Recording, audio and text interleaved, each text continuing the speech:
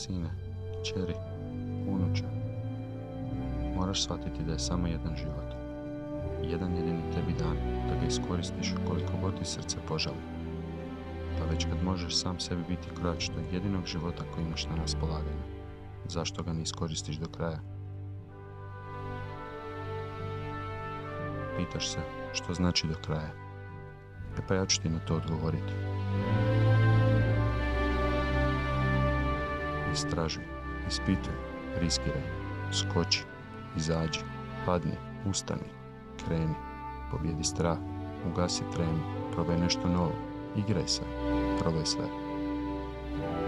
Ispuni svoj život tolikim brojem iskustava da kad dođeš u moje godine, možeš imati osmijeh na licu i reći Bože, hvala ti na ovom jedinstvenom iskustvu. Ne žalim za ničim.